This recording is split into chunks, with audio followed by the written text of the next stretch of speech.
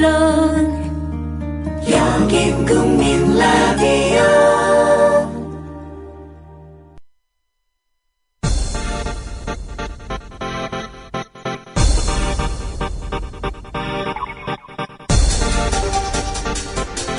국민 라디오 아침 시사 프로그램 조상훈의 뉴스바.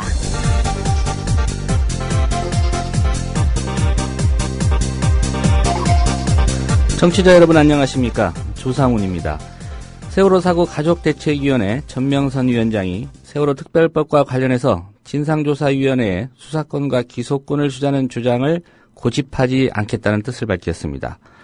진상조사위원회의 독립성, 충분한 조사 및 수사기관, 조사, 수사, 기소의 유기성이 보장되고 그래서 진상규명이 될 수 있다는 법안이 나온다면 충분히 양해할 수 있다는 얘기입니다. 오늘 조선일보는 일면에 수사권, 기소권 주장 포기라고 해석했습니다. 세월호 특별법과 관련해서 유가족들의 입장에 변화가 있는 것인지 가족대책위 유경근 대변인으로부터 오늘 들어보겠습니다. 광고 듣고 나서 9월 26일 금요일 뉴스바 시작하겠습니다. 저희는 경남 하동에서 무화과를 생산하는 기농 1년차 새내기 농부 해그림, 달그림입니다. 무화과 드셔보셨어요? 클레오파트라가 좋아했다는 무화과, 꽃을 품은 과일 무화과를 한번 드셔보세요. 우리 농장 무화과는요, 시설하우스에서 상자에 재배하기 때문에 무척 깨끗한 환경에서 자랐고요. 농약, 촉진제 전혀 사용하지 않았습니다. 안심하고 껍질째 드셔도 좋습니다. 다양한 유기비료를 먹고 자라서 맛이 부드럽고 향이 굉장히 좋습니다. 저는 아침마다 무화과 따면서 몇 개씩 먹었더니 악성 변비가 없어졌네요. 구매 방법은요, 전화 010-8866-9596, 8866-9596 이고요. 네이버에서는요, 무화과 사계절 농장을 검색하시면 저희 농장 블로그에 들어오실 수 있습니다. 무화과 사계절 농장, 정성껏 배송해드리겠습니다. 조합원 스토리텔링님 신청 광고입니다. 겨울철 벨미 과메기 맛있게 드셨어요? 포항 죽도시장 상인협동조합에서 이번에는 간장게장을 내놓아요. 살아있는 암꽃게로 만들어 살이 탱탱한 명품 간장게장. 미디어 협동조합원께는 아주 저렴한 가격으로 모시고 배송비를 따로 받지 않습니다. 010-9896-8282 010-9896-8282 검색창에서 죽도락을 검색하세요. 밥도둑 망도둑 내 사랑 간장게장. 더위와 밤샘 공부에 우리 아이가 하루 종일 피곤한가 봐요. 집에서 잘 때라도 편안하게 푹 잤으면 하는데. 이제 우리 아이 방을 자연 휴양림으로 만들어주세요. 피톤치드 캡슐 톡톡. 강력한 천연 항균은 기본. 피톤치드의 향기로움을 더해 기억력과 집중력을 향상시킵니다. 베개에 톡톡, 이불에 톡톡. 피톤치드와 함께 편안한 잠자리 톡톡. 검색창에 네이처 아이를 검색해보세요. 전국 약국에서도 판매 중입니다. 아참, 수익금의 일부는 국민TV에 후원됩니다. 참고하세요.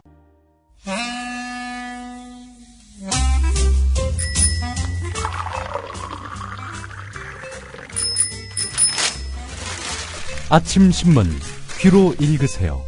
김용민의 조간 브리핑. 네, 9월 26일자 아침 신문의 날 주요 기사 살펴보겠습니다. 김용민 PD의 조간 브리핑입니다. 안녕하십니까? 네, 안녕하십니까? 예. 한국자유총연맹 이 이동통신 사업에 진출할 수도 있다, 이런 얘기가 있군요. 예, 그렇습니다. 한국자유총연맹, 이 단체가 도대체 어떤 단체인지 아시던 분들은 잘 아시겠습니다만은 이 관변 단체 아닙니까? 예. 대표적인 당연히 친여 성향이고요. 뚜렷한 정치적 색채를 그동안 띄워왔던 그런 단체입니다. 자, 그런 자유총연맹이 지금 SK텔레콤, KT, LG U+에 이어서 제4의 통신사가 되겠다, 이렇게 밝혀서 논란이 되고 있습니다. 한국자유통신이란 이런 그 타이틀인데 말이죠. 자, 이에 대해서 업계 쪽에서는 물음표를 지금 표시하고 있다. 이런 얘기입니다. 업계 쪽 이야기는 이렇습니다. 지금까지 제4이동통신 사업권에 사업권 획득에 도전했던 사업자들이 실패한 가장 큰 원인은 재무적 기반의 그 구축 근거가 미흡했기 때문이다. 이렇게 밝히고 있습니다. 일단 뭐 돈이 없다는 얘기죠. 예.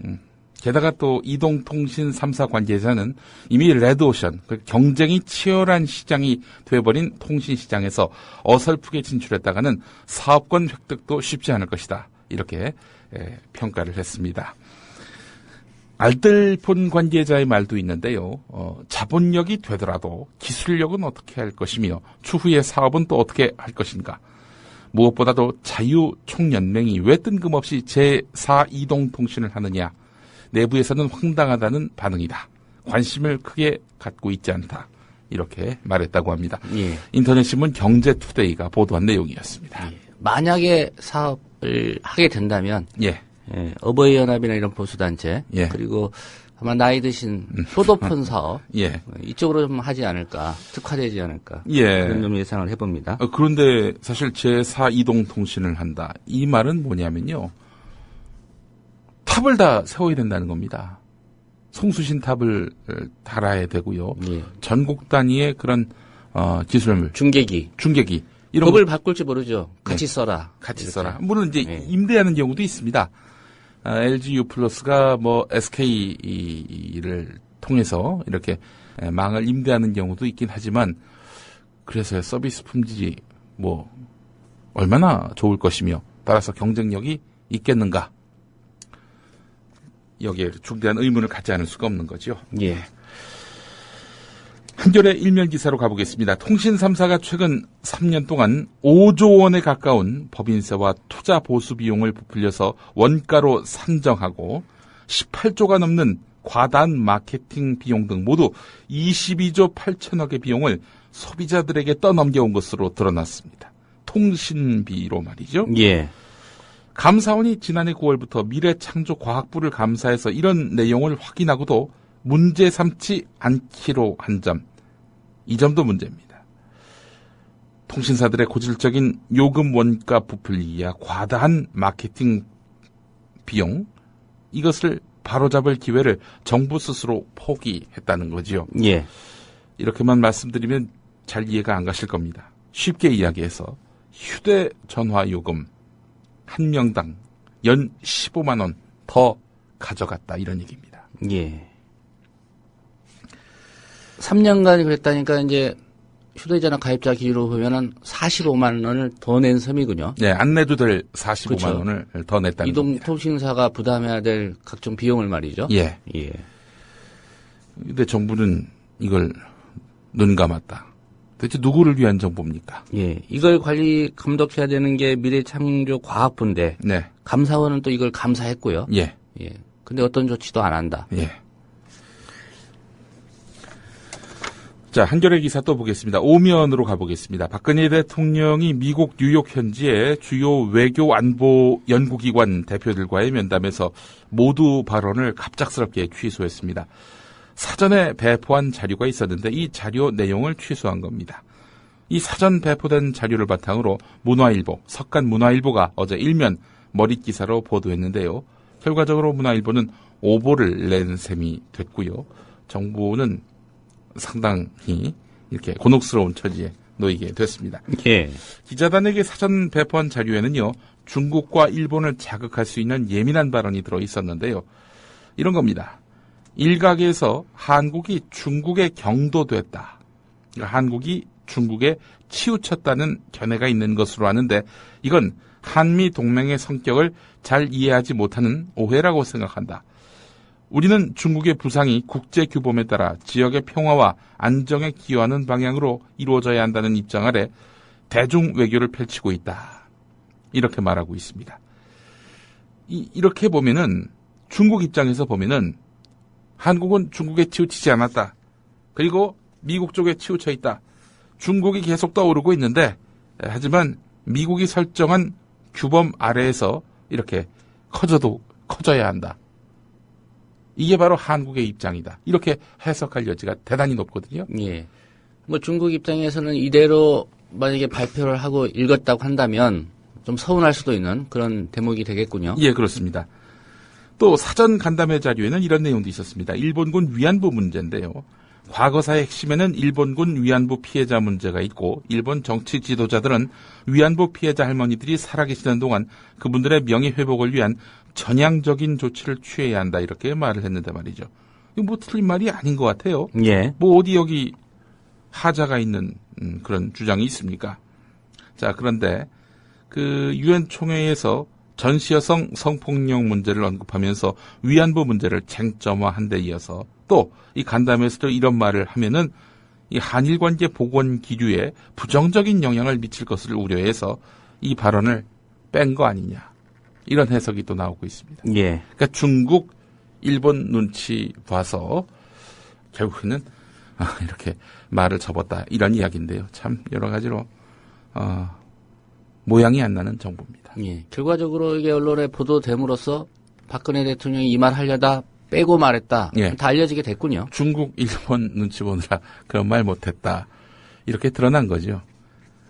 이런 참모들 갖고 참 박근혜 대통령도 참 안 됐습니다. 예. 경향신문 일면으로 가보겠습니다. 이렇게 중국, 일본 눈치를 보는 정부가 국민에게는 눈치를 안 봅니다. 사이버상의 허위사실 유포 사범 단속에 나선 검찰이 주요 포털 사이트와 인터넷 커뮤니티 등 공개된 인터넷 공간을 상시 모니터링하겠다 이렇게 밝혔습니다. 상시 모니터링, 영어라서 그렇지 이게 사실 상시적인 사전 검열과 다를 바 없기 때문에 표현의 자유가 크게 위축될 것으로 보이는데요. 네이버, 다음 같은 국내 주요 포털에서 사용자가 대거 빠져나가는 사이버 망명도 예상이 됩니다. 서울중앙지검은 최근 불거진 검찰이 카카오톡 등 메신저와 트위터, 페이스북 같은 SNS도 수사한다 이런 논란에 대해서 사적 공간에서 이루어진 대화를 모니터링하거나 수사할 계획은 없다 이렇게 해명을 했는데요. 그러면서도 오늘의 유머, 일간 베스트 저장소 같은 인터넷 커뮤니티도 수사 대상에 오를지 정해지진 않았지만 공개된 공간에서 이루어진 건 수사 대상이라고 보면 된다 이렇게 말을 했습니다. 예. 아니 트위터, 페이스북도 공개된 공간이고요. 오늘의 유머, 일간 베스트 저장소도 당연히 공개된 공간이고 그런데 SNS는 수사를 하지 않겠다. 공개된 게시판은 수사를 하겠다. 그래놓고는 또 상시적인 모니터링을 하겠다. 무슨 얘기를 하는 건지는 모르겠습니다만은 여하간 검찰의 의지는 분명하죠. 사이버 공안 시대를 열겠다. 다 상시적으로 검열을 해가지고 문제되면 이거 가만 안 두겠다. 이런 얘기 아니겠습니까? 예. 국정원이나 국군 사이버 사령부 소속 예, 이런 국가공무원들이 한 댓글 이런 거 수사는 좀 제대로 하지 않으면서 말이죠. 예. 처벌도 제대로 안 하고 말이죠. 예. 한국경제 일면을 보니까 말이죠. 앞으로 과태료와 벌금을 더 걷는다. 이런 제목의 기사가 있습니다. 정부가 내년에 교통법규 위반, 세금 체납 등에 부과하는 각종 과태료와 벌금을 더 걷기로 했다는 겁니다. 내년에도 경기 부진으로 세수 부족이 우려되는 만큼 고육지책으로 세외 수입이라도 늘려야겠다라는 판단에서다. 이렇게 한국경제신문이 오늘 일면에서 전하고 있는데요. 예. 자, 그렇지 않아도 사실 올해 상당히 많은 세외 수입이 있었습니다. 어마어마하게 교통법규 위반 단속하지 않았습니까? 저 같은 경우도 몇 건이 걸렸는지 모르겠습니다. 예년에 한두 건 정도 걸렸다면 이번엔 7, 8건, 10건 이렇게 걸린 것 같아요. 예. 이게 물론 법규 준수를 못한 저의 잘못도 있겠지만은 그러나 이렇게 이 잡듯이 잡는 데는 결국 세수 벌충 그 목적이 강하다는 거죠. 예. 예. 한 가지 걱정되는 게 그럴 리 없겠지만 돈 많은 사람들, 예. 재벌들 만약에 실형 때리는 대신에 벌금으로 대신해라 이렇게 법 개정되는 건 아닌지 모르겠습니다. 그럴 수도 있겠네요. 예. 사실 최근에 황교안 법무부 장관이 세계일보와의 인터뷰에서 경제 살리기에 기여를 하면은 사면해 줄 수 있다. 구속된 기업주들. 그런 말 하지 않았습니까? 예. 그러면 사회 헌납, 국가공헌 어마어마하게 하면 풀어줄 수 있다. 이런 얘기 아니겠어요? 예. 돈 정권입니다. 돈 정권. 여기서 돈 정권은 돌아버린 정권이란 뜻이 아니라 돈. 머니. 예. 돈 정권입니다. 예. 중의적인 의미 아닙니다. 돈 정권 아닙니다. 예. 머니 정권입니다. 경향신문 일면으로 가보겠습니다. 한국이 해방 이후 중고등학교 역사교과서에 검정제를 유지하다가 박정희 정부 시절인 1974년에 국정제를 도입했지요. 어마어마하게 후퇴를 한 겁니다. 정권 찬양과 역사 왜곡 논란이 당연히 불거졌고요. 자, 그러다가 1982년 중등 세기사부터 검정제로 바뀌기 시작해서 2003년 고교 한국 근현대사, 2010년 중학교 역사, 2011년 고교 한국사 순으로 검정제로 바뀌었습니다. 검정제. 여러 교과서를 채택하는 그런 게 바로 검정제 아니겠습니까? 예. 국정제는 국가가 만든 딱 하나의 교과서만 갖고 공부하도록 하는 것이고요. 자, 정진호 정의당 의원이 교육부에서 제출받아서 공개한 주요 나라의 교과서 발행체제 비교 자료를 보면은 미국, 영국, 프랑스, 핀란드, 호주, 일본 같은 OECD 국가들의 중학교 교과서 발행체제는 검정, 인정, 자유 발행제고요. 국정은 어떤 나라냐? 북한, 베트남, 스리랑카, 몽골이라고 합니다. 우리 수준이 지금 북한, 베트남, 스리랑카, 몽골로 격화되고 있다. 이런 얘기 아니겠습니까? 박근혜 정부의 한국사 교과서 전환 시도가 국제사회의 흐름과 동떨어져 있다는 것이 확인된다. 이게 바로 정진호 의원의 의견입니다. 예. 국정으로 할 생각이라면 OECD 탈퇴부터 해야 하는 것 아닌가. 이런 지적도 했다고 합니다. 계속해서 경향신문 또 보겠습니다. 13면인데요. 교육부에서 퇴직 후에 대학 산하기관에 재취업한 4급 이상 고위관료 10명 가운데 6명이 퇴직 당일이나 다음 날 새 직장으로 출근한 것으로 나타났습니다. 미리 갈 자리를 현직에 있을 때 정해 놓은 것이라고 볼 수밖에 없는 거지요. 교육부 공무원들은 정부 공직자윤리위원회가 업무 연관성이 높은 자리에 재취업한 것을 제한하기 위해서 2006년부터 주관해온 취업심사를 한 차례 더 받지 않은 것으로 확인됐습니다.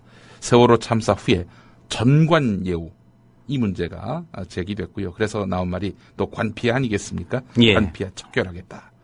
그런데 교육부 고위 관료들은 별다른 제재 없이 대학, 산하, 유관기관 등 업무 연관성이 강한 곳에 대거 취업하고 있는 것으로 드러난 것입니다. 교육 관련 소식이 또 있습니다. 서울신문 일면 기사인데 서울교육청이 자율형 사립고 8곳의 지정 취소를 강행한 데 이어서 이번에는 일반고 학생들의 자사고 전학을 제한하는 방안을 추진하는 것으로 확인됐다는 겁니다. 자사고로 전학하는 학생이 많아서 일반고가 피해를 입고 있다. 전학 횟수를 제한하는 방안을 추진하겠다. 이렇게 밝혔다고 합니다. 현재 일반고와 자사고 사이에 전학은 3학년 1학기까지 자유롭게 할 수 있는데요. 대부분의 자사고가 한 달에 한 차례 정도 전학생을 뽑습니다. 최근 들어서 자사고로 전학하는 학생들이 늘면서 일반고의 불만이 고조돼 왔는데 말이죠. 자사고는 당연히 반발하고 나섰습니다. 예. 오늘 조선일보 생각해봅시다. 의견란, 오피니언란에 실린 내용인데 이명호 서울 오금고등학교 교사가 쓴 선생님을 쌤이라고 부르지 말자 이런 제목의 글이 있습니다. 예전에 어찌 감히 선생님을 쌤이라고 부른 적이 있었는가.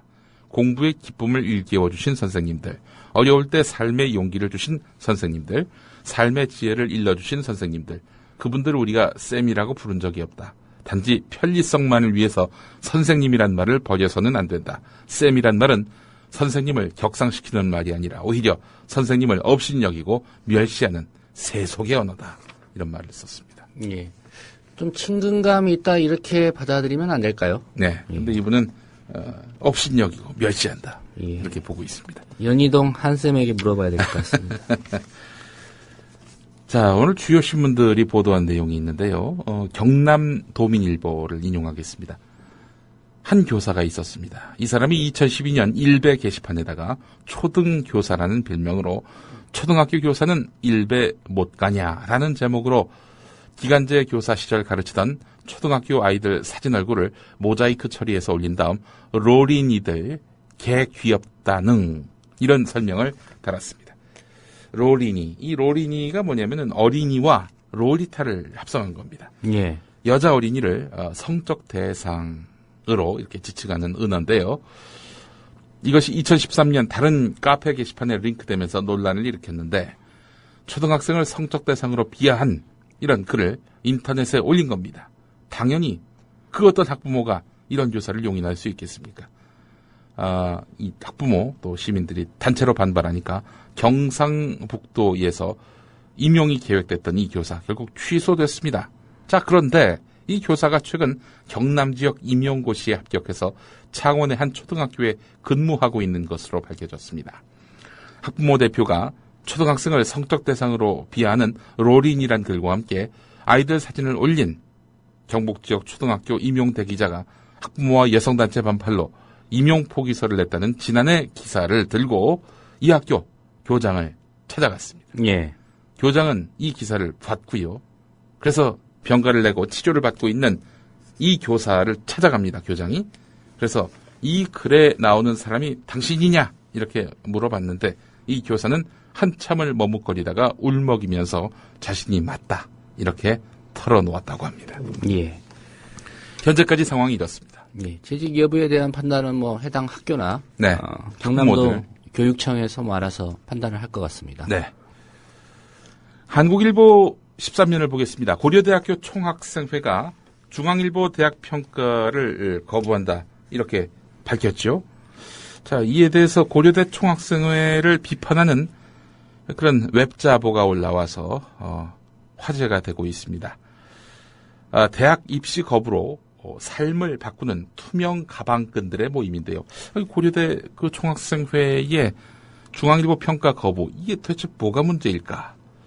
이 투명 가방끈 모임의 주장은 이렇습니다.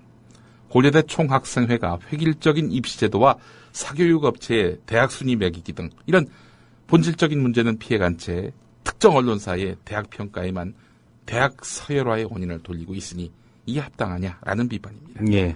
대학생들이 특권 의식을 내려놓고 왜곡된 입시 문화가 만들어낸 대학 서열에 대해서 고민해야 한다. 이런 지적을 제기했습니다. 예. 일리 있는 주장 같습니다. 예, 그렇습니다. 한국일보 14면을 보면은 석박사 학위 논문을 대필해주거나 논문을 통과시켜준 의대 교수와 이들에게 돈을 준 현직 의사 27명이 무더기로 검찰에 적발됐습니다. 원광대 의과대학 교수를 비롯한 11명이 그래서 기소가 됐다고 하는데 말이죠. 이 정가가 있더군요. 보니까 석사학위의 경우 360만 원에서 550만 원, 박사학위는 1000만 원에서 1200만 원을 받는 조건으로 논문을 대필해주고 심사 통과를 시켜줬다는 겁니다. 예. 국민일보 보도를 보겠습니다. 흥미로운 기사입니다. 일면에 실렸는데 21세기 자본의 저자 토마 피케티 파리 경제대 교수의 이론에 한국 경제 상황을 대입한 건데요. KDI 원장을 지낸 숭실대 경제학과 이진순 교수의 연구 결과입니다. 이진순 교수의 피케티의 자본론과 한국 경제에 따르면 우리나라 국민소득 가운데 자본소득의 비중은 여러 선진국보다 높다는 겁니다. 국내 총생산 대비 국민 순자산의 값을 선진국들과 비교하면 한국은 2012년 말 현재 7.72배로 호주, 캐나다, 프랑스, 일본보다 높다는 겁니다. 이를 두고 이진순 교수는 세계 금융시장이 통합돼서 자본 수익률이 평준화됐다는 점을 고려한다면 자본소득의 비중이 선진국보다 높다는 점은 아무래도 이 부유한 소수의 이 부가 집중된 현상이라고 볼 수밖에 없다. 이렇게 분석을 했습니다. 예. 그러면서 이진순 교수는 한국 경제의 역동성과 낙수 효과가 사라진 가운데 소득 불평등과 세습 자본주의가 심화됐다면서 소득 상위 1% 계층에 대해서 50%의 소득세를 부과할 것을 제안했습니다. 예. 부자 증세하라. 이런 얘기입니다. 예. 그러니까 뭐 일해서 돈 벌고 사업에서 돈 버는 것보다도 금융자산 굴려서 돈 버는 게 비중이 높다. 뭐 네. 이런 얘기죠. 예, 그렇습니다. 한겨레 일면 기아자동차 전 생산공정의 사내 하청을 불법 파견으로 보고 법원이 노동자 460여 명을 정규직으로 인정한 판결이 나왔습니다. 기아차 역시 정몽구 회장 휘하에 있지 않습니까? 예. 정몽구 회장 요즘 악재가 많습니다. 자, 이런 가운데 국민일보 신면을 보면요. 박삼구 금호아시아나그룹 회장이 실체가 모호한 시행사를 내세워서 부동산 개발 사업을 한다며 150억가량의 비자금을 조성한 정황이 검찰에 의해 포착이 됐다는 소식이 있습니다. 검찰은 박삼구 회장이 계열사 지분 확대와 그룹 분리 등에 대비한 실탄 마련에 나섰던 거 아니냐 이렇게 보고 있는데 금호아시아나는 이에 대해서 부인했습니다. 예. 기업인 사면 얘기도 나오고 또 기업인을 수사하기도 하고 네. 뭐 그런 것 같습니다. 뭐 수사 이후에 또 사면 이야기가 나오겠죠. 예. 예. 경제 활성화에 도움이 된다면. 예. 그래서 계속 이렇게 기업들을 털고 있는 거 아닌가 하는 생각도 해보고요. 오늘 여기까지 하겠습니다. 네, 김용민 PD의 조간 브리핑이었습니다. 잘 들었습니다. 예.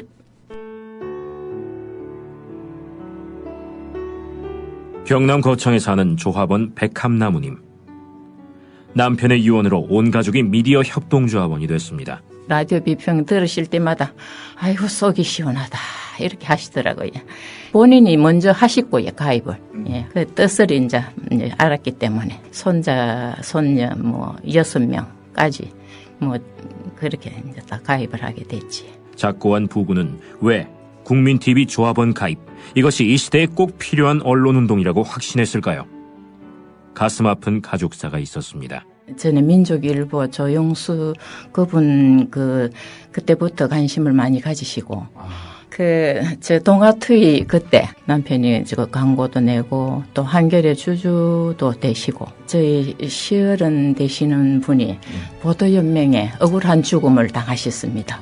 중학교 때 아버지가 억울하게 그리고 옥살이 하실 때 그 도시락을 가지고 감옥에 가서 어느 날 갑자기 그래 이제 총살 당했다는 그런 걸 안 겪었으면은 또 뭐 평범하게 살았을 수도 있는데.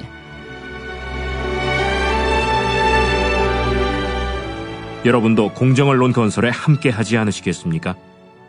국민.tv 미디어 협동조합 홈페이지에 들어오셔서 조합원으로 가입해주세요.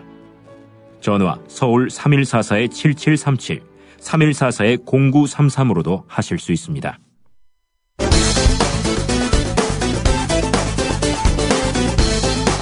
동명이인 권은희. 그런데 너무 다른 권은희. 우선 새누리당 권은희.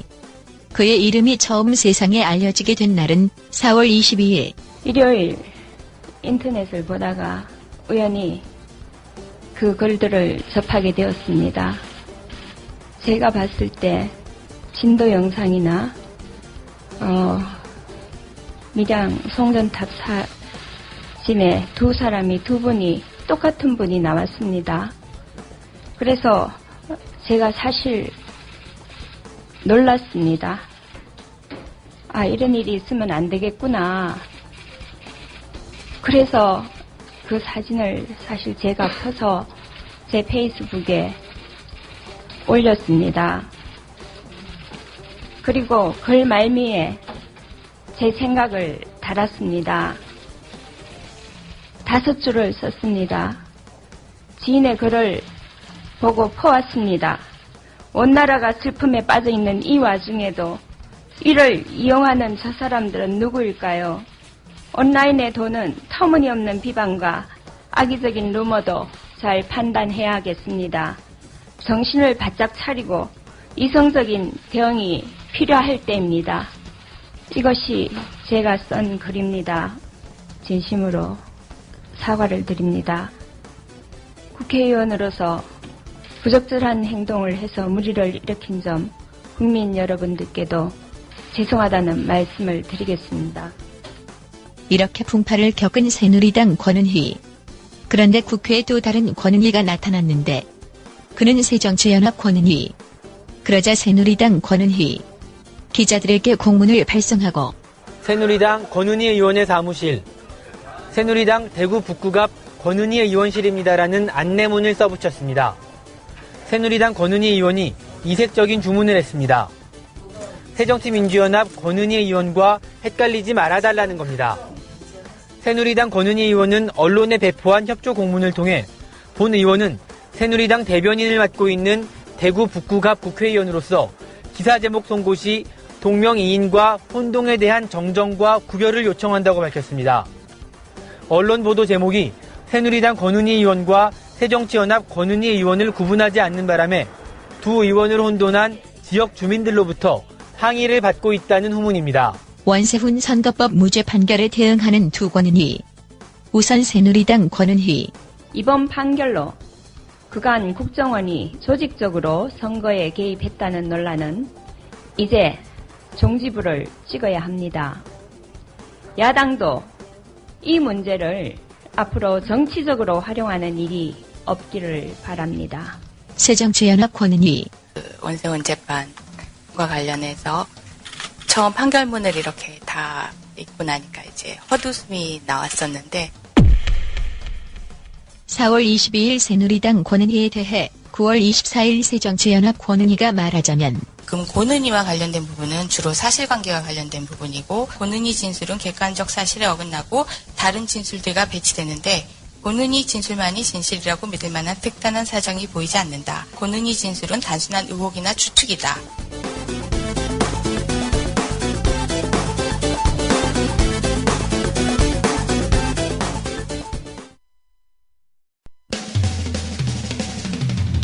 시대와 역사의 맥이 짚힌다. 조상훈의 뉴스바. 현장에서 전해드리는 실시간 정치권 뉴스. 네, 정치권 소식 국회 출입하는 김효진 PD 연결해서 들어보겠습니다. 김효진 PD 안녕하십니까? 네, 안녕하세요. 김효진입니다. 예.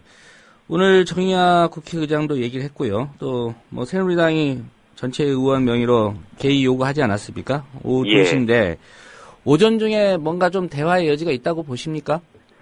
일단 정의화 의장은 예정대로 오늘 오후 2시 본회의를 열어야 한다는 원칙적인 입장이지만 여야 원내대표가 합의해서 다른 날로 정한다면 이를 존중하겠다고 여지를 남긴 상태입니다. 예. 정의화 의장은 오전 중에 계속 여야 합의를 종용하면서 합의에 의한 자연스러운 본회의 개최를 유도하는 노력을 계속 할 예정입니다. 잠시 뒤인 오전 11시쯤 본회의 개의 여부를 정의화 의장이 최종 확정할 방침인데 정 의장이 예고한 대로 이날 본회의를 개의하더라도 반쪽 본회의가 불가피할 전망입니다. 이런 가운데 새누리당 이완구 원내대표는 소속 의원들에게 대기령을 내린 상태입니다. 해외에 체류 중인 의원들까지 이 조기 귀국을 요청했고요. 새누리당 지도부는 그러면서도 새정치민주연합이 구체적인 본회의 날짜를 제안하면 전향적으로 검토할 수 있다는 입장이기도 합니다. 예. 야당의 대응이 궁금한데요. 새정치연합 내부적으로 좀 고심이 클 것 같습니다. 그렇습니다. 일단 새정치민주연합은 새누리당의 단독 본회의 강행 방침에 강력하게 반발하고 있습니다. 새정치연합은 그러면서 소속 의원들에게 오후 1시까지 원내대표 회의실로 비상 소집령을 내렸습니다. 그런데 새정치연합 내부에서 29일 다음 주 월요일이죠. 이날 본회의 개최 주장이 나오는 등 이 등원 해법을 찾아야 한다는 목소리가 조금씩 높아지고 있다고 합니다. 따라서 막판에 극적으로 타결될 가능성도 배제할 수 없다는 관측이 나옵니다. 만약 새누리당 단독으로 국회가 열릴 경우 이후 정국은 더욱 극심한 이 정색 국면으로 진입할 공산이 큽니다. 예. 어제 새정치연합 지도부가 세월호 가족대책위하고 면담을 갖지 않았습니까? 네. 결국은 이제 진상조사위원회 수사권과 기소권을 주자는 방안, 여기에 대해서 좀 후퇴할 수도 있다. 네. 이게 이제 여야 협상의 어떤 단초가 될 수도 있다. 이런 얘기가 나왔는데, 이 상황이 좀 변수가 될 수도 있다. 이런 전망도 나오고 있죠? 맞습니다. 새정치연합이 의사일정 정상화에 반대하는 것은 세월호 특별법 제정과 다른 법안 처리가 함께 이루어져야 한다는 명분입니다. 그리고 세월호 특별법 제정을 둘러싼 가장 크고도 첨예한 쟁점은 역시 조사위원회의 수사권과 기소권을 부여하는 방안이었습니다. 예. 다들 아시는 대로 어제 가족대책위가 새정치연합과의 만남 이후에 수사권과 기소권에 준하는 방안이 있다면 받아들이겠다. 즉 반드시 조사위에 수사권과 기소권을 부여하는 형태만을 고집하는 건 아니라는 입장을 밝혔습니다. 협상을 위한 가장 큰 쟁점 하나가 해결의 여지를 얻은 셈입니다. 예. 뭐 이런 분위기가 반영된 건지는 모르겠습니다만은 오늘 국회 본회의 2시에 예정돼 있는데 그 전에 여야 원내대표 만날 수도 있다 이런 얘기도 나오고 있죠. 예, 그렇습니다. 어제 새정치연합이 유가족들과의 만남 뒤에 협상 재개의 단초가 마련됐다 이런 시그널을 새누리당에 여러 차례 보내기도 했습니다. 문제는 새누리당입니다. 박근혜 대통령이 가이드라인으로 못 박은 여야 원내대표 간 2차 협상안에서 물러설 수 없다는 기존 입장을 고집하면 대화는 다시 힘들어집니다. 예. 김재원 새누리당 원내수석 부대표가 어제 야당이 새로운 안을 가져오면 언제든 만날 수 있다고 말했는데 이것이 2차 협상안보다 물러선 안을 요구하는 것인지 그때 그 안 그대로를 요구하는 것인지가 좀 불분명합니다. 예. 오늘 오전에 박근혜 대통령이 귀국했습니다마는 또 뭐 얘기를 들어봐야 될지는 모르겠습니다. 여당 입장에서는. 네. 결국 야당이 어떤 식으로 접근할 것이냐 이게 관심일 것 같은데 어떤 전망들 나오고 있습니까? 만약 여야 간 협상이 재개될 경우 새정치연합은 이 여당목 특검 추천 위원 2명을 유가족이 요청하는 10명 안팎의 후보군에서 선택하도록 하는 방안을 새누리당에 제안할 것이란 전망이 지배적입니다. 예. 이것은 새누리당이 표면적으로 고집하고 있는 2차 협상안에서 새정치연합 쪽으로 한 발 더 나아간 방안입니다. 그렇다면 야당도 새정치연합도 뭔가를 내줘야 하는데 일각에서는 세월호 참사 당일 박근혜 대통령의 7시간 행적 논란을 포함해서요. 청와대에 대한 공세를 중단하는 방안을 제시하지 않겠느냐는 관측이 어제부터 계속 나옵니다. 실제로 새정치연합 내부에서는 이 방안을 둘러싼 논의가 뜨거웠다고 합니다. 그런데 상식적으로 이 대통령과 청와대를 향한 문제 제기는 언론이 할 수도 있고요. 시민사회가 할 수도 있는 건데 새정치연합이 이걸 하겠다 말겠다 하는 거는 특별법 협상으로 너무 조급해서 손바닥으로 하늘을 가리겠다는 게 아니냐 이런 지적이 많았다고 합니다. 예. 새정치연합 문재인 의원이 네티즌 7명을 고소를 했는데 네. 허위 사실을 유포했다 이런 혐의입니다. 네, 문재인 의원이 지난 19일에요.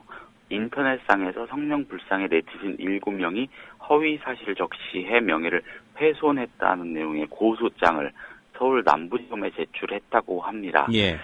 문재인 의원으로부터 고소당한 네티즌들은 지난 2일에서 9일 사이에 이 문 의원이 고 노무현 전 대통령 측근인 박원출 전 한국조폐공사 사장과 20조 원에 이르는 자금을 세탁하려고 했다는 내용의 글을 인터넷에 게시했습니다. 예. 글은 이 2012년 12월 정모 씨에 의해 작성됐는데 2년이 지나 다시 인터넷 카페, 블로그 등으로 확산이 됐다고 합니다. 정 씨는 이 글하고 관련해서 지난해 8월에 공직선거법 및 정보통신이용 촉진 및 정보보호 등에 관한 법률 위반 혐의로 법원에서 징역 1년 집행유예 2년 확정 판결을 받은 바 있고요. 문재인 의원은 또한 이 열린우리당 영입을 위해 김혁규 전 경남도지사의 공무원 성적 조작 의혹을 덮어줬다는 허위 사실을 인터넷에 유포한 혐의로 권모 씨도 고소했습니다. 예. 문재인 의원은 앞서 지난달에 트위터에 문 의원이 청와대 비서실장 재직 시 세모그룹의 부채 1,800억 원을 탕감해줘서 유병언의 재기를 도와 세월호 사건에 책임이 있다는 취지의 글을 올린 새누리당 하태경 의원을 명예훼손 혐의로 고소한 바도 있습니다. 예. 지금 박근혜 대통령이 국무회의에서 한 발언이 이 사이버상의 허위사실 유포 명예훼손 이 검찰이 또 바로 나서지 않았습니까? 전담팀까지 그렇죠. 만들어서. 예. 이 사건을 또 어떻게 대응하는지 지켜봐야 될 것 같습니다. 그렇습니다. 예. 문재인 의원이 사실 이런 문제까지 고소장을 내서 법적으로 대응하는 일 그동안 좀 없었던 일 아닌가요? 예, 그렇습니다. 문재인 의원 측도 고민을 많이 한 모양입니다. 이런 입장입니다. 지금까지 명예훼손성 글에 대해서 정치인으로서 감내해야 할 부분이라고 생각해서 큰 대응을 하지 않았는데 하지만 최근에 너무 악의적인 허위 사실이 심지어 카카오톡 등으로 빠르게 유포되고 있어서 어쩔 수 없이 법적 대응에 나서게 됐다 이런 입장을 밝혔다고 합니다. 예. 김무성 새누리당 대표하고 지금 세월호 가족대책위원회 유경근 대변인 간에는 좀 어떻게 보면 진실 공방이 벌어지고 있는 상황입니다. 네. 예. 어떤 내용입니까? 지금까지 그 청와대 쪽지글 논란인데, 지금까지의 논란을 간략하게 정리하면요. 당초 유경근 대변인이 대학생들과의 간담회에서 김무성 대표가 일반인 유가족을 만나서 청와대라고 적은 쪽지글을 보여줬다고 주장했는데 이는 허위 사실이고 김무성 대표가 이에 대해 사과를 요구하며 법적 대응을 시사했다는 것. 그런데 유경근 대변인은 일반인 유족이라는 표현이 잘못됐을 뿐 자신들 쪽 임원을 만나서 문제의 쪽지글을 보여준 건 사실이라는 주장을 펴고 있다는 겁니다. 예. 잠시 후에 저희가 그 유경근 대변인을 인터뷰하기로 되어 있는데요. 예. 구체적인 내용은 한번 인터뷰 과정에서 직접 여쭤보도록 하겠습니다. 오늘 소식 잘 들었습니다. 네, 감사합니다. 네, 지금까지 김효진 PD였습니다. 계속해서 어젯밤 방송한 뉴스K 요약해서 듣는 3분 뉴스K입니다. 세월호 유가족과의 만남에 대해 수사권과 기소권에 준하는 방안으로 유가족과 국민들이 양해해 줄 수 있는 방안에 대한 논의가 있었다며 진전이 있었음을 시사했습니다. 박영선 원내대표 등 민주연합 지도부는 유가족들과 오후 2시 30분부터 약 3시간 동안 비공개 회동을 가진 뒤 구체적인 내용을 밝힐 수는 없다면서도 이같이 말했습니다. 박범계 원내대변인은 박영선 원내대표와 이완구 새누리당 원내대표가 협상을 재개할 수 있는 단초는 만들어졌다고 볼 수 있다면서 두 원내대표가 조만간 소통을 시작할 것이라고 덧붙였습니다. 유가족 측 변호사는 대리기사를 폭행한 사실에 대해 잘못을 시인하고 사과하겠다면서도 행인들과의 쌍방폭행이 있었고 유가족들이 먼저 행인에게 맞았다고 말했습니다. 대질 조사 중에 어떤 진술이 있었는지는 취재가 필요한 부분입니다. 박근혜 대통령이 유엔 총회에서 기조연설을 한 시점에 맞춰서 예고된 대로 뉴욕타임즈에 세월호 참사 관련 광고가 게재됐습니다. 광고 내용을 설명해 주시겠습니까? 이 광고는 재미 한인 여성 커뮤니티인 미시 USA가 9월부터 모금한 기금으로 게재됐습니다. 광고에는 박근혜 대통령의 모습과 함께 박 대통령이 진상규명이 가능한 특별법 제정에 의지가 없다는 비판이 담겼습니다. 세월호 참사 희생자를 애도하고 정부의 구조 실패를 비판하는 노란색 족자형 현수막들이 거리에서 사라지고 있습니다. 민원이 들어온다는 이유로 지방자치단체에서 떼고 있기 때문입니다. 이거 민원이나 혹시 이런 게 들어왔나요? 제거해달라는? 네. 민원 많이 들어옵니다. 그렇다면 구청 관계자가 말한 민원은 누가 놓고 있을까? 일반 시민들도 있겠지만 극우 보수 사이트인 일간베스트 저장소, 즉 일베에서 벌어지는 캠페인성 움직임도 한몫을 하고 있는 것으로 보입니다. 일베에는 최근 각 지자체에 현수막 철거 민원을 넣자고 독려하거나 본인이 민원을 넣었더니 철거됐더라는 글이 여러 건 올라오고 있습니다. 세월호 현수막이 5개 광고물관리법 8조 예외 조항에 해당돼 걸어둬도 되는지에 대해서는 법률적으로 다툼의 소지가 있습니다. 여러분께서는 지금 국민일보 해직기자 조상훈이 진행하는 국민라디오 아침 시사 프로그램 조상훈의 뉴스바를 듣고 계십니다. 네, 세월호 참사가 발생한 지 6개월이 다 돼가고 있습니다. 하지만 진상규명까지는 아직도 좀 갈 길이 멀어 보입니다. 정치권과 언론은 사고 진상규명을 위한 노력보다는 유족을 둘러싼 도덕성 논란만 부각시키고 있습니다. 김무성 새누리당 대표는 가족대책위 대변인에 대해서 사과를 요구했고요. 또 법적 조치도 하겠다는 그런 입장입니다. 세월호 사고 가족대책위원회 유경근 대변인 얘기 오늘 좀 들어보겠습니다. 유 선생님 안녕하십니까? 예, 안녕하십니까? 예, 우선 그 유 대변인과 좀 관련이 돼 있는 질문부터 좀 드리겠습니다. 예. 고려대에서 하신 발언과 관련해서 김무성 새누리당 대표 어제 제한적으로 이제 사과를 하신 걸로 저는 이해를 하고 있는데요. 그 사과하시게 된 이유 좀 여쭤보겠습니다. 우선 일반인 유가족 일반인 희생자 유가족 측에는 이제 분명히 제가 좀 착각한 부분이 있기 때문에 오해를 받게 해서 죄송하다고 사과를 드렸고요. 예.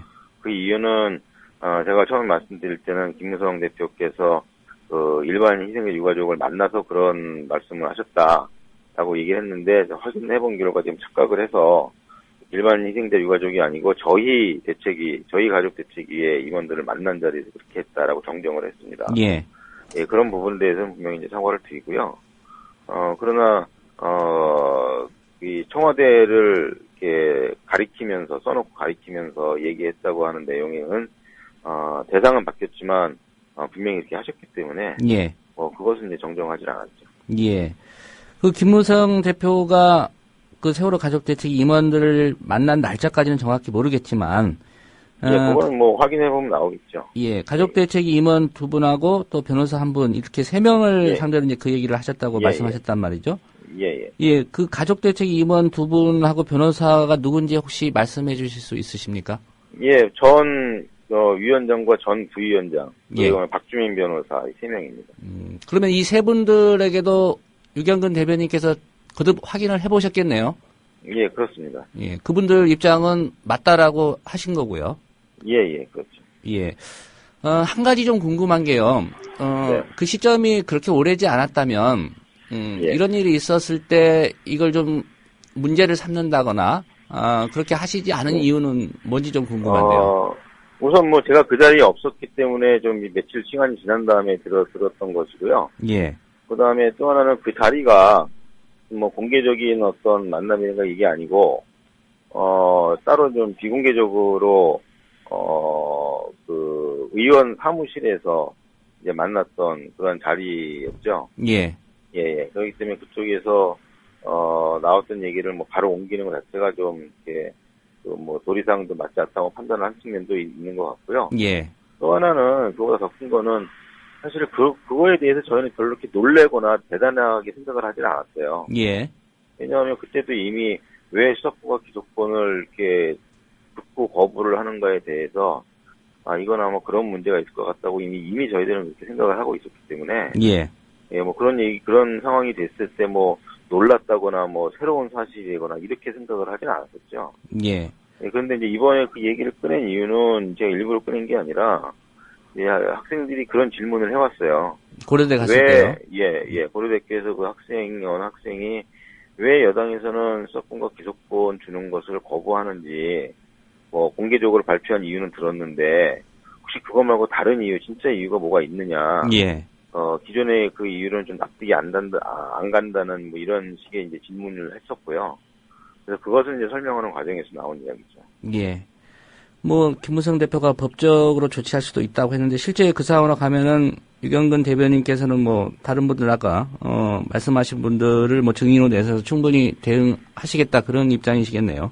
예, 뭐 법적으로 조치를 취하시겠다고 하는데 뭐 그렇게 민감하게 반응하시는 이유도 잘 모르겠지만 뭐 굳이 그렇게 하시겠다고 그러면 뭐 제가 뭐 거짓말을 했다고 그러면 겁을 먹겠는데 예. 뭐 그런 것도 아니고요. 그럼 뭐 진행을 하면 사실은 드러나겠죠. 오히려 사실을 드러낼 수 있는 방법으로 좋다고 생각을 합니다. 예. 그 부분에 대해서는 이 정도로 좀 마무리를 하고요. 네. 그 일반인 희생자 유족들이 최근에 보면 이제 뭐 새누리당이나 어떤 정부 쪽 입장과 가까운 좀 의견 표명을 좀 하고 있다. 이런 평가가 좀 대체로 있습니다. 이 상황은 어떻게 보고 계시는지요? 뭐 잘 아시겠지만 이제 그쪽 분들께서 이렇게 말씀하실 때 저희들은 별다른 반응을 보이지는 않거든요. 예. 왜냐하면 저희가 그동안 계속 대화해오고 또 만나면서 이제 느낀 바로는 그분들이 이제 그렇게 하실 수밖에 없는 이유들이 있죠. 또 판단을 좀 다르게 할 수밖에 없는 상황들이 있고요. 예. 그런데 결국 제일 중요한 것은 그분들도 역시 철저한 진상규명을 원하고 있는 건 사실이고요. 예. 단지 현실적인 차원에서 약간 방법을 좀 달리하는 측면에서 말씀을 하신 거기 때문에 저희가 조금 더 노력을 해서 더 좋은 법안을 만들어서 통과를 시키면 거기에서 반대할 이유가 없는 거잖아요. 예. 예, 그러니까 이거는 뭐 조금만 더 시간이 지나면 뭐 이렇게 큰 입장차가 아닌 상태에서 다시 같은 목소리를 낼 수 있겠다고 판단을 했기 때문에 저희들은 그냥 저희가 할 수 있는 일들을 좀 묵묵히 열심히 하고 있는 상황입니다. 예. 세월호 특별법과 관련해서 좀 여쭤보겠습니다. 어제 새정치민주연합 그 원내대표나 몇 분들 만나고 나서요. 오늘 조선일보 보도 보니까 수사권, 기소권 진상조사위원회 주재하는 건 이건 포기했다. 이렇게 해석을 해놨던데 이게 맞는 해석입니까? 맞는 해석일 수가 없죠. 당연히 잘못된 해석이고요. 두 가지로 생각을 합니다. 우선 첫 번째는 저희가 뭘 변한 것처럼 이렇게 보도가 나오고 있는데 분명한 것은 저희가 변한 것이 아니라 그 야당이 변했다고 생각을 합니다. 야당이요? 다시 말해서 그저께까지만 해도 저희한테 그 기존의 그 2차 협의안, 여야 합의안에 대해서 좀 자꾸 강조하고 다시 한번 설득을 해보려고 하는 그런 의도가 보였었는데 어제는 저희가 왜 이 수사권과 기소권을 통한 진상규명을 주장을 하는지에 대한 충분한 설명을 다시 드렸고 거기에 들어가 있는 세 가지 원칙에 대해서 충분히 설명을 드렸고요. 그래서 그 원칙을 충분히 반영을 할 수 있는 그런 방안들이 있다고 그러면 제발 좀 제시를 해줘서 그걸 좀 같이 검토를 할 수 있게 해달라는 요청을 했었고요. 그런데 이러한 요청을 어제 처음 한 게 아니라 이미 오래전부터 거의 매일 제가 했던 이야기입니다. 여당을 만났을 때에도 같은 말씀을 드렸었고요. 그 전에 야당을 만났을 때에도 같은 말씀을 드렸었고요. 그런데 거기에 대해서는 어떠한 반응도 없다가 어제 이제 야당이 그러면 그러한 취지를 살 수 있는 방안을 가지고 여당과 적극적으로 협상을 해보겠다라고 표명을 하셨죠. 그러니까 결국에는 그 야당의 입장이 변한 거지 저희의 입장이 변한 건 아니지 않습니까? 그런데 그런 상황을 마치 우리가 변했기 때문에 그렇게 되는 거라고 오해를 하셨거나 또는 다른 측면에서 보면 저희가 마치 그런 기존의 주장을 포기한 것처럼 분위기를 몰아가서 그래서 또 다른 방안이 나왔을 경우 합의안이 나왔을 경우에 거부를 하는 상당한 부담을 느끼도록 아마 이런 식으로 또 분위기를 몰아가는 건 아닌가 뭐 이런 의식까지 지금 들고 있습니다. 한 가지 그 부분과 관련해서 좀 추가로 여쭤보겠습니다. 수사권과 기소권이 보장된 진상조사위가 최선이라고 생각해서 그렇게 얘기해온 것인데 만약 그게 안 된다면 그 취지를 살릴 수 있는 방안을 마련해달라고 이제 야당이 요청하셨는데 그 취지를 살릴 수 있는 방안 나름대로 생각을 해보셨을 것 같은데 혹시 어떤 방안이라고 생각하십니까? 저희는 그 또 다른 대안이나 방안이 없습니다. 저희는 아무리 생각을 해봐도 없는데 기소권과 기소권이 보장된 진상조사위원회만이 철저하게 진상규명할 수 있다고 지금 여전히 확신을 하고 있고요. 그러나 현실로 돌아왔을 때 결국 법을 만드셔야 할 분들이 자꾸 안 된다고 그러고 거부를 하고 있지 않습니까? 그러면 이것도 역시 여당과 만나서도 누차 얘기를 했고 수없이 많은 기자회견을 통해서 얘기를 한 건데 그러면 우리가 제시한 안에 대해서 안 된다고 거부만 하지 말고 그게 안 되면 왜 안 되는지 합리적인 이유를 설명을 해주시고 그리고 거기에 따라서 모든 분들이 다 철저한 진상규명에 동의하고 원한다고 하셨으니 그 취지를 살 수 있는 방안을 제시해 주는 게 맞지 않습니까? 그래야 같이 무언가를 이야기를 하면서 전진을 해나갈 수 있을 텐데 그런 말씀 어제도 똑같이 드린 거예요. 가정입니다만은 여야 원내대표가 만나가지고요. 예를 들면 지금 뭐 언론에 많이 나온 얘기니까 여쭤보겠습니다. 그 유가족하고 야당이 한 10명 정도 특검 추천위원을 이렇게 제시를 하고요. 그 중에서 여당 쪽에서 이제 2명을 고르는 이 방안으로 만약에 3차 협의해서 합의안을 가져온다. 라고 한다면 어떻게 하시겠습니까? 그런 것만 가지고서 저희가 판단을 할 수 없다고 이미 수차례 말씀을 드렸습니다. 다시 말해서 저희가 누가 특검을 추천을 하느냐, 풀을 어떻게 구성을 하느냐 이거는 저희가 한 번도 제안을 받은 적이 없고요. 그다음에 설사 그런 제안이 온다고 하더라도 그것만이 이 진상규명을 위한 이 특별법의 내용이 아니거든요. 아까 말씀드린 세 가지 원칙을 다 충족을 시킬 수 있는 것들을 저희들은 보고 싶은 건데, 그것을 제안을 만약에 하신다고 그러면 거기에 플러스해서 왜 그러한 방안이 이 진상규명을 위한 세 가지 원칙을 충족을 시키는지에 대해서 저희가 설명을 들어야겠죠. 그런 과정 내용도 중요하겠지만 내용이나 항목보다는 어떻게 그것이 만들어졌고 어떻게 진행이 될 것인지에 대한 과정을 저희들과 같이 공유를 해주십사 하는 이야기입니다. 알겠습니다. 이 사안도 뭐 최근에 좀 많은 분들이 관심을 갖고 있어서 여쭤보겠습니다. 대리기사 그 폭행 사건인데요. 어제 이제 그 대리기사 또 행인 그리고 유가족 일부가 11시간 가량 경찰에서 대질 조사를 받았습니다. 관련해서 뭐 오늘 중에 이르면 입장을 밝힐 것이라는 얘기도 있는데요. 네. 현재까지 가족 대책위가 파악하고 있는 그 사실관계는 어떻습니까? 그거는 제가 그런 질문을 많이 받았는데, 저희 대책위 입장에서 어떤 사실관계를 단정을 해서 말씀을 드리지는 않습니다. 왜냐하면 저희가 결국 파악할 수 있는 부분은 저희 관련된 저희 가족들의 입장만을 좀 듣고 파악을 하는 건데, 예, 그것은 좀 매정하게 들릴지 몰라도 객관적인 사실로 보기에 어렵다고 저희는 판단을 하고 있고요. 예, 그렇기 때문에 계속 그 경찰 조사 결과를 보고 판단을 하자라고 계속 이야기를 해왔던 거, 그게 맞는 것 같습니다. 예. 그래서 그건 좀 발표하는 결과를 좀 기다리고 있는 상황이고요. 예. 저는 어찌됐건, 물론 그 가운데 언론에서는 일방이냐 쌍방이냐 이런 거 논란을 빚는데, 당연히 할 말이 없는 건 아니겠죠, 저희 쪽에서도. 예. 당사자들도. 그러나 분명한 거는 그런 논쟁이 전혀 도움이 안 된다는 거고, 이런 상황에서 오히려 제가 말씀을 드렸던 대로 이유가 어찌됐고 동기가 어찌됐고 과정이 어찌 되었던 간에 저희 쪽에서 분명히 잘못된 처신이 있었고 행동이 있었다는 것은 분명히 인정을 하고요. 예. 그래서 그런 부분에 있어서 이제 국민 여러분들께 이제 사과의 말씀을 드리는 거죠. 예. 이제 10월이면 세월호 참사가 발생한 지도 딱 6달이 되는데요. 여전히 많은 국민들이 좀 안타까워하고 있고요. 많은 수의 국민들이 특별법 제정을 위한 서명운동도 동참했는데, 결과적으로는 좀 아쉽게도 현재까지는 크게 변한 게 없습니다. 국민들이 좀 어떤 일을 도울 수 있을지도 궁금해 할 것 같은데, 마지막으로 좀 짧게, 한 말씀 부탁드리겠습니다. 예. 저희는 요즘 들어서 주로 많이 하고 있는 것들이, 저도 그렇게 하고 있습니다만, 대학생들이라든가 모든 국민들을 직접 만나서 우리의 말씀을 드리고, 또 오해가 있으면 오해를 풀어드리고, 또 우리가 정말 바라는 것이 무엇인가를 다시 한번 설명을 드리는 그런 시간들을 좀 많이 갖고 있습니다. 매일 약 한 40명의 저희 가족들이 전국으로 가서, 그런 국민 여러분들을 좀 만나고 있는데, 그럴 때 좀 많이 우리 얘기에 좀 귀 기울여 주시면 좋겠고요. 왜냐하면, 어제 야당과 만난 결과에 대해서도 논란이 있듯이, 예. 저희가 아무리 이야기를 하고 이렇게 해도 보도가 사실은 정확하게 나가는 경우들이 많지가 않다 보니 많이 답답하거든요.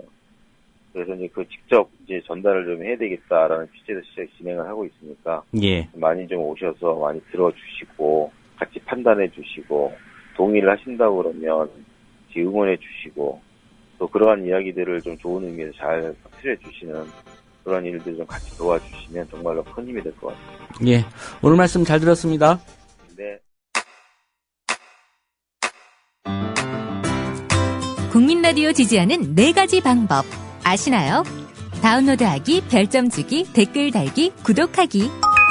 국민 라디오를 보다 많은 이들에게 전할 수 있는 가장 손쉬운 방법. 다운로드하기, 별점 주기, 댓글 달기, 구독하기. 잊지 마세요. 다운로드하기, 별점 주기, 댓글 달기, 구독하기.